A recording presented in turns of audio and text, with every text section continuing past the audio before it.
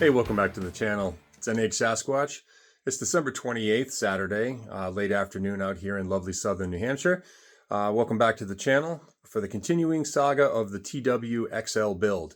So I'm doing a little addition today. I got some things from old Uncle Jeff Bezos at Amazon came in the mail today. So we're going to be adding a little bit of auxiliary lighting to the TW to go along with that the headlight improvement that I've already made. It's always nice to have a little bit of extra light. I'm a big fan of having floods on the front in addition to shine light to the sides of the trail or even just the backwoods roads when you're riding. It's a lot easier to see those deer. So first, let's take a look at what we've got on the bench today. So first thing we've got is this auxiliary light kit from J&S Engineering. So these brackets are already custom angled for the TW. And they include the longer hardware for you. So these get mounted right here. You just remove these two bolts, get rid of these little childish reflectors here. These bad boys are going to mount right here in that place, and that's going to give you a platform for which to mount the lights. Then from Nilight, what we have are these little 3x3 light pods here. They are a spot and flood combo that's going to shine some lumens down the trail. I also picked up Nilight's off-road wiring harness. This is the simple switchable direct to the battery 12-volt wiring harness. So there's nothing fancy on the TW, so nothing fancy for how I'm going to hook up these lights. So let me get things set up, and we'll see how she goes. Just want to show you one of the cool things I've added onto the bike to help make working on the bike a little easier. You can buy these as a kit. There's a couple different vendors that sell them, but I actually just made these on my own using a bolt. I'll show you a closer look when I get it off. But instead of having to use the usual 10mm bolts to get up underneath here, especially when in stock height, when there isn't this much room, it can be a real pain to get the seat off. So now removing the seat is as simple as removing two of these. And now the seat just lifts right off.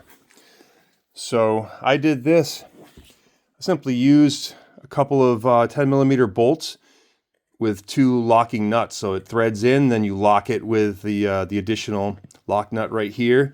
They're drilled through with a cotter pin. Obviously, it takes a little bit of trial and error to get the spacing right, but once you get it on there, you have just enough clearance for it to lock that in place, and removing your seat is as easy as pulling two pins. Much better. Okay, so I've gone ahead and removed the seat.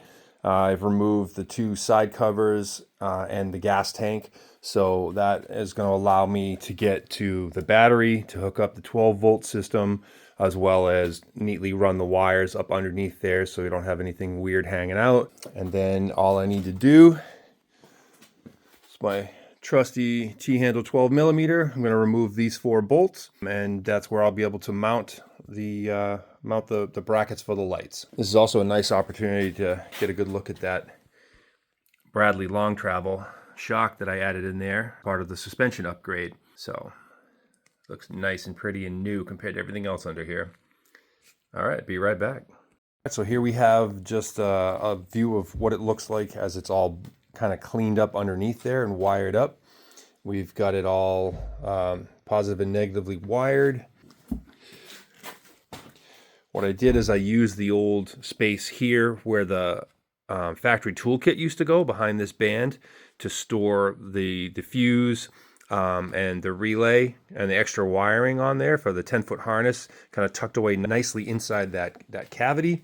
Use as many of the factory wire hold downs as possible. This metal one, both of these bands underneath here that come factory that holds the wires and cables. Got that all tucked nice and neat underneath there so it'll fit under the tank. Switch is not set yet, but wanted to give it that test to make sure we have power to everything. And boom, there we go. We got some bright lights. That ought to help light up the night quite a bit. And there we have it. She's all complete. Install of the new auxiliary lights is all set. Let me take you around to the dashboard, if you will. So here's what we got set up here. I had purchased this outstanding plate that you can attach right to your headstock there. It gives you all these extra holes which to mount things. First thing I added is this handy dandy USB. It's a multi-USB, so it's got the 2 C's as well as the regular USB. Got the voltmeter on there, cover, and then of course I added this switch right here for the lights. So kill the power for that. That's direct switched to the battery because I do have an on-off button there, so I can check it even without having the bike running. That was done on purpose. This is also direct to the battery, so obviously I'm going to use a lighted switch so I can make sure I know to turn it off. But we do have a little blue light on there, so it matches the blue light on here. I'll take you back around to the front side, give you an idea what that's like. So we got some pretty good auxiliary lighting going on upstairs here. All the wiring fit back nicely in through behind the mini cowl here. You can see there's really nothing showing anywhere, covered up very nicely.